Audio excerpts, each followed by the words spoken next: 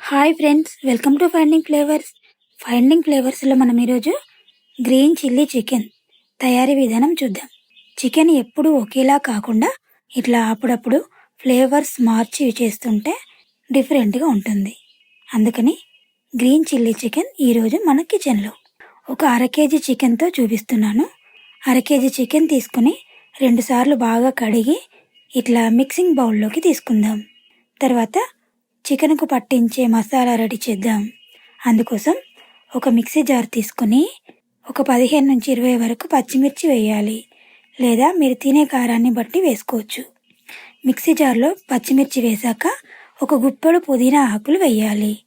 తర్వాత కొత్తిమీర ఒక కట్ట కాడలతో సహా ఇలా వేయాలి. ఇప్పుడు అల్లం ముక్కలు, వెల్లుల్లిపాయలు, 4 లవంగాలు, ఒక యాలక్కాయ, కొన్ని కాజు వేసి ఉప్పు 1 చెంచా వేస్తున్నాను. ఇవన్నిటిని మెత్తగా మిక్సీ పట్టుకోవాలి.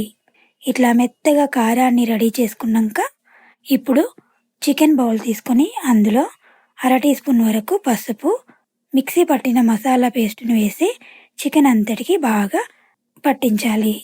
తర్వాత గడ్డ పెరుగు ఒక 1/2 కప్పు వరకు వేసి బాగా కలిపి మూత పెట్టి అరగంట నుండి గంట వరకు నానబెట్టాలి. ఇంకా ఎక్కువ నానినా కూడా చాలా బాగుంటుంది. గంట తర్వాత ప్రిపరేషన్ చూద్దాం. స్టవ్ పైన కడాయి పెట్టి 4 టేబుల్ స్పూన్ల ఆయిల్ వేయాలి. ఆయిల్ వేడయ్యాక 1/2 స్పూన్ జీలకర్ర, 2 బిర్యానీ ఆకులు వేసి కొద్దిగా వేగనివ్వాలి. 2 మీడియం సైజు ఉల్లిగడ్డల్ని ఇట్లా సన్నగా కట్ చేసి వేయాలి.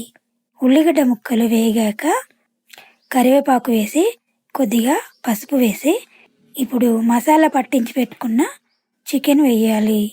ఇలా చికెన్ వేశాక బాగా కలిపి చికెన్ని హై ఫ్లేమ్లోనే వేగనివ్వాలి. మూత పెట్టి ఉడకనివ్వాలి. ఒక 2 నిమిషాలు అయినాక మూత తీసి మళ్ళీ బాగా కలపాలి. ఇప్పుడు 1 టీ స్పూన్ వరకు ధనియాల పొడి, ఒక 1/2 టీ స్పూను ఉప్పు, 1 స్పూను చికెన్ మసాలా, ఒక 1/2 టీ స్పూన్ కారము వేసి కలపాలి. చూడండి, చికెన్ ఉడికే పోయింది. ఇప్పుడు గ్రేవీకి సరిపడా నీళ్లు పోయాలి. మసాలా పట్టిన జార్లోనే నీళ్లు పోసి నేను కర్రీలో పోస్తున్నాను.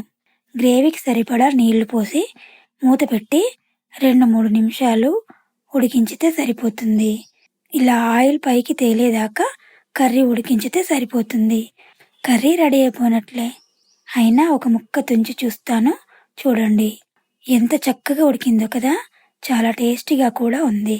తప్పకుండా ఇట్లా ఒక్కసారి ట్రై చేయండి. ఇది పరోటా, నాన్, పుల్కా, పులావ్ ఒకటేమిటి దేనిలోనైనా చాలా బాగుంటుంది. Thank you for watching. Subscribe my channel.